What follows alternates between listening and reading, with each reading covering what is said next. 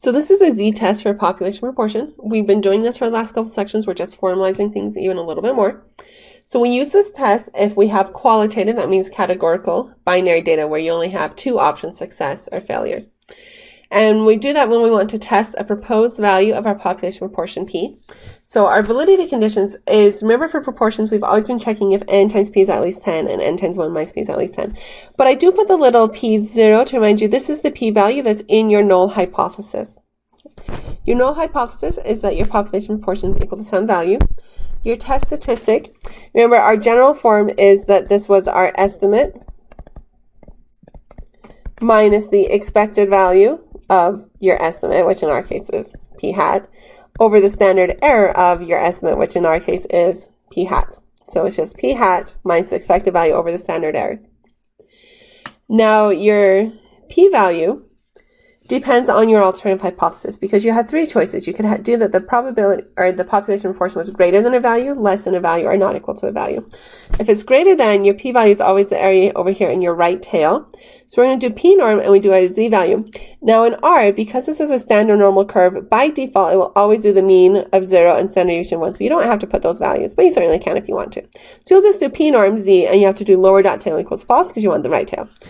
If your alternative is that your population proportion is less than some value, you're really looking for the probability of z is less than or equal to whatever test statistic z value you found. So you're looking for that left tail and you're looking for p norm of z. But if you have a not equal to alternative hypothesis, you're like, well, I don't really know if it's greater than or less than, I just don't think that that value is right. You have to find the area in both tails. So you just find the area in one tail and multiply it by 2. And for your conclusion, if you get a small p-value, where p-value is less than alpha, remember alpha is that cutoff for how small does your p-value have to be before you get suspicious. If you get a small p-value, that tells you that your data is very unlikely to occur if the null is true. So that tells you your null hypothesis is not plausible, so we should reject the null hypothesis because it's not plausible. And then we can say, this is our final conclusion of what we did all the work so that hopefully we can say this. We can say that there is evidence for our alternative hypothesis. Now from our big p-value, that means if p-value is greater than alpha, that means that your data was fairly likely to occur if the null was true, which means that the null hypothesis is plausible enough. So we're going to say we failed to reject the null hypothesis. We don't actually say we accept it. We just say, well, we can't actually reject it. We don't have enough evidence to reject the null, which means if we can't reject the null, then there's not evidence for the alternative, which is what we had been hoping to show.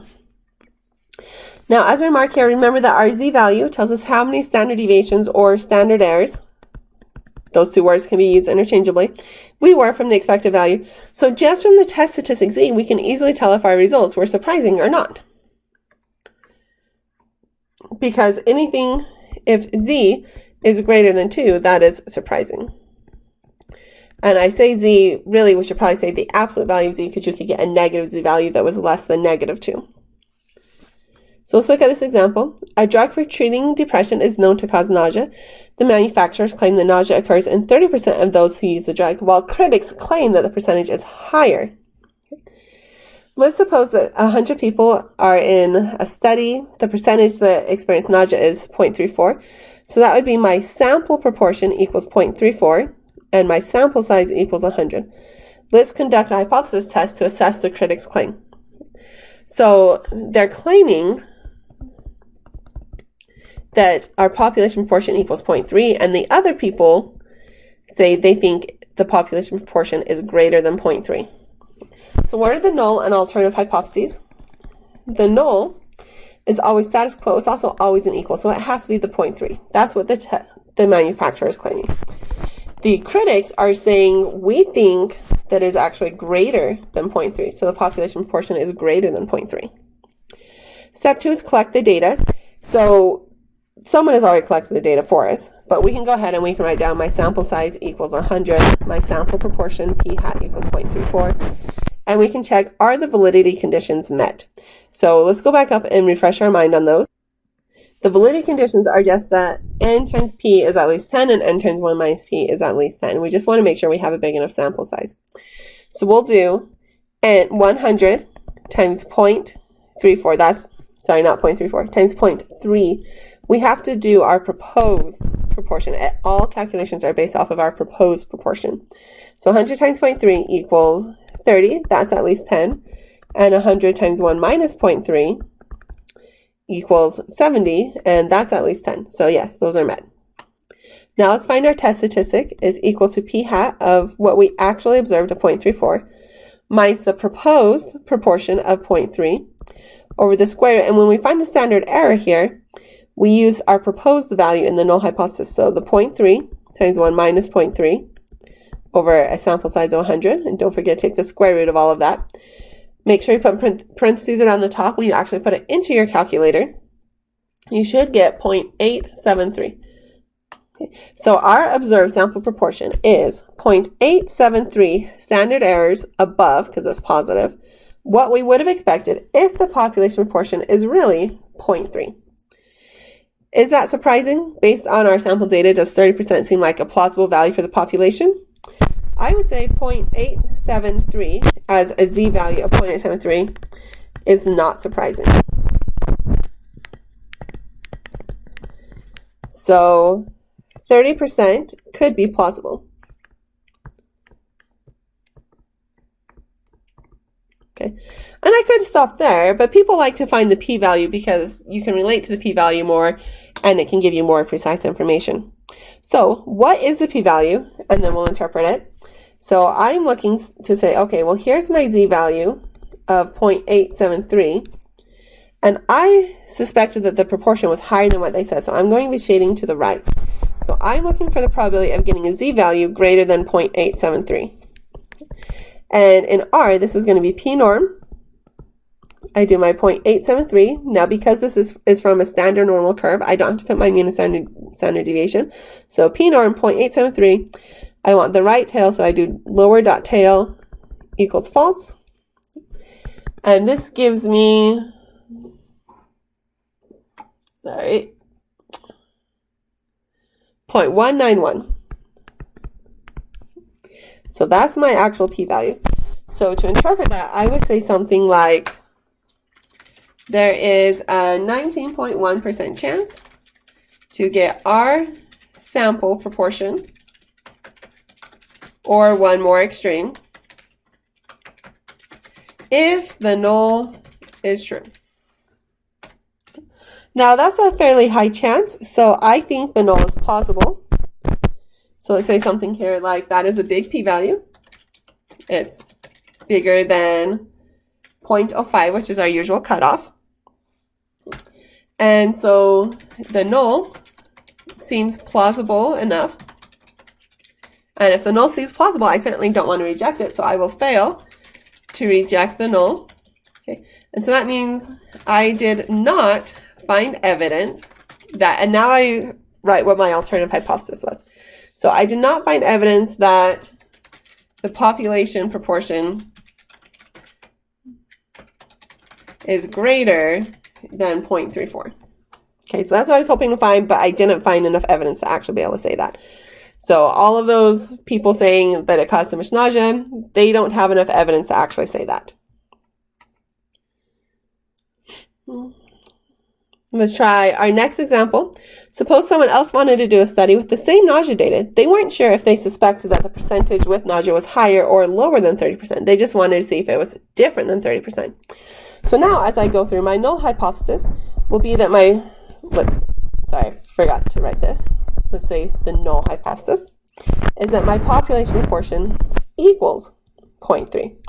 And let's actually write it out in words here. So the population proportion is 0.3. Whereas the alternative hypothesis, H with the little a, is that my population proportion is not equal to 0.3. And so then in words, it would be that the population proportion is not 0.3. And step 2 is we collect data. Okay. And we've already done this once, so we know our sample size, our sample proportion. We even already calculated our sample statistic z. Now we just have to find our p-value. So I say here's z equals 0.873. And my alternative is not equal to, so that means I need both tails. So I would shade to the right there, and then I say, well, this is negative 0.873, and I would shade to the left, okay? And I need to find the area in both of those. So you could do it either way. You could do P norm of 0.873, sorry, negative 8.73, and that's going to give you 0.191. Or you could do P norm of positive 0.873 and say I want the upper tail by lower dot tail equals false, and that also gives you 0.191. So whichever way you do it, this area is 0.191, this area to the right is 0.191, so the total p-value equals 2 times 0.191, which gives me 0.382. So if you want the area in both tails, it's always just double the area in either one of the tails. Okay. So my final conclusion, I had to write something like, this is a big p-value. So my null hypothesis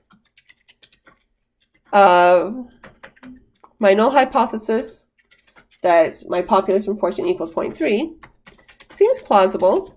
Okay. I do not reject the null, or I fail to reject the null. Okay, and we do not have evidence that p is greater than 0.3. Sorry, this time we were saying that p is not 0.3. This was a two-sided alternative. So a few notes here. When we get a big p-value, we say that we fail to reject the null hypothesis. We do not say that we accept the null. That only means that the proposed value is plausible. It doesn't mean that we have shown the null is true, just that we didn't find enough evidence to reject it. So remember that our hypothesis test will only reject a null hypothesis, or it only rejects it only if there is strong statistical evidence against the null. So we have to be pretty sure that the null is false before we reject it.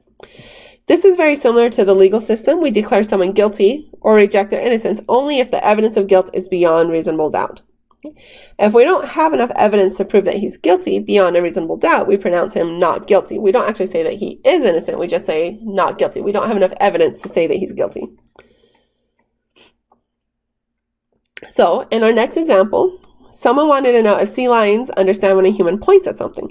So an Austrian study was completed to determine if untrained sea lions could follow various cues when given the choice of two objects. So one sea lion named Zwerg successfully chose the pointed at object 37 out of 48 times. Experimenters wondered whether the results show that Zwerg can correctly follow these types of directions by an experimenter more than 50% of the time. Because they're saying, well, if they're guessing, it would just be 0.5. It would be how often she can pick the correct item.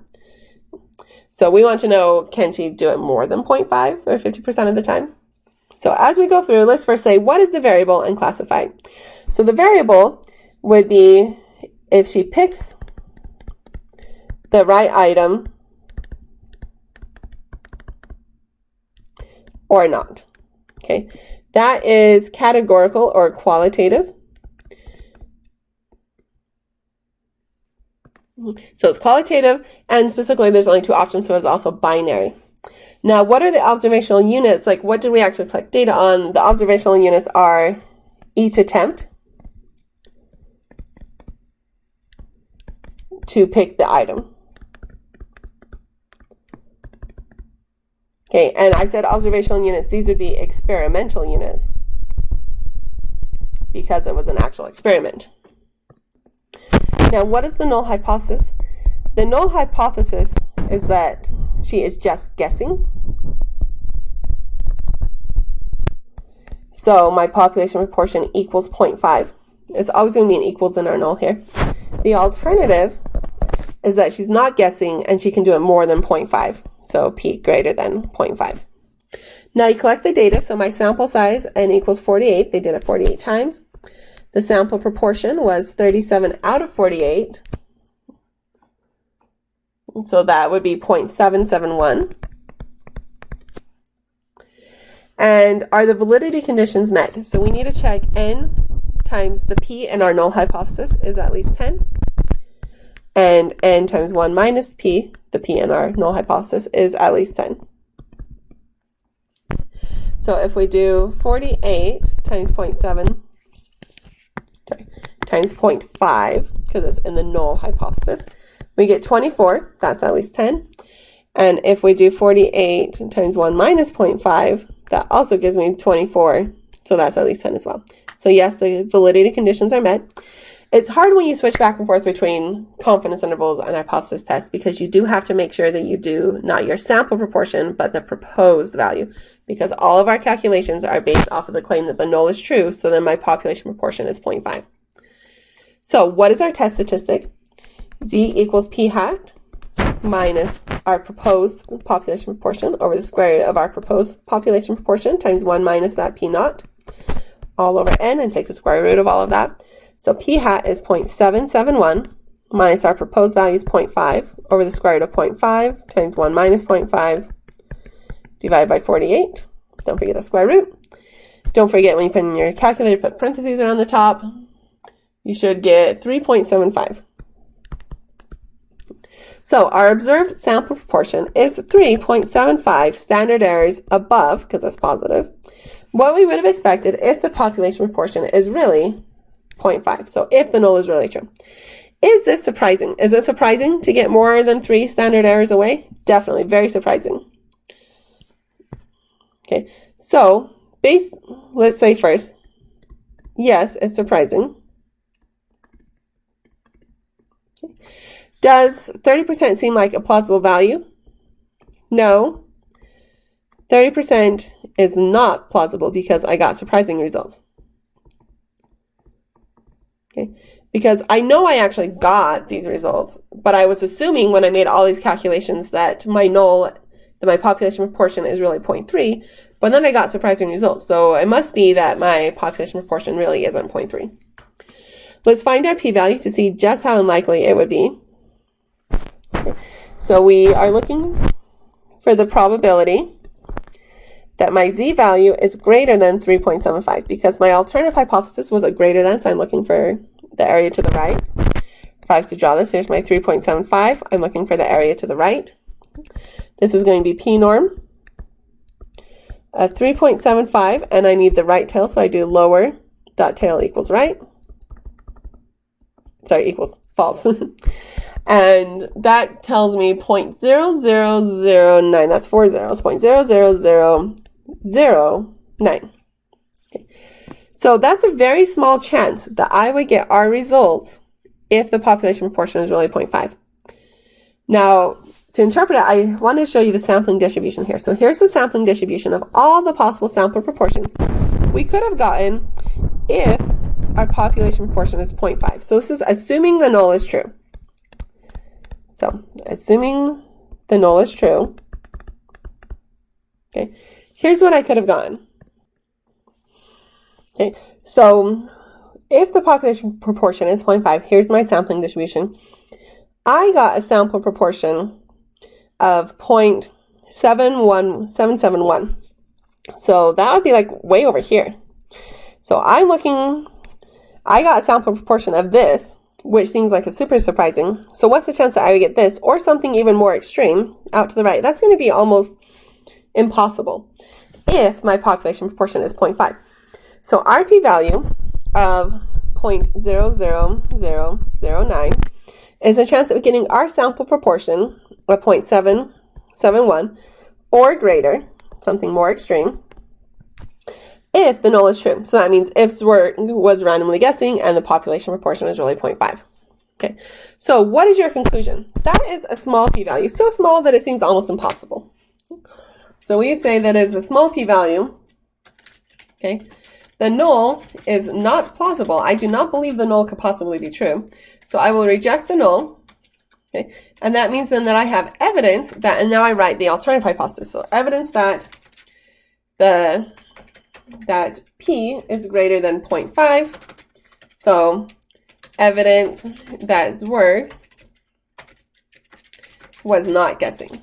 Because if she was guessing, there was only a 0.00009 chance that she could have gotten that many correct. So clearly she was not guessing.